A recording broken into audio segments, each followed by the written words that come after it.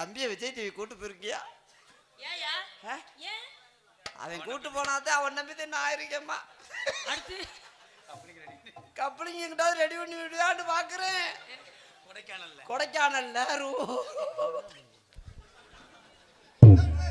கண்டியர்களுக்கும் என் சார்பாகவும் எனக்கு இவ்வளவு சொந்தங்களை தேடி தந்த எனது அன்பு தம்பி ராதாகிருஷ்ணன் அவர்கள் சார்பாகவும் நன்றி நன்றி வணக்கம்.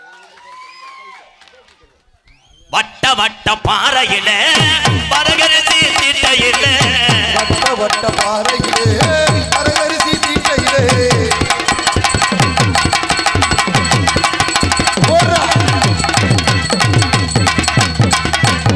வட்ட வட்ட பாறையிலே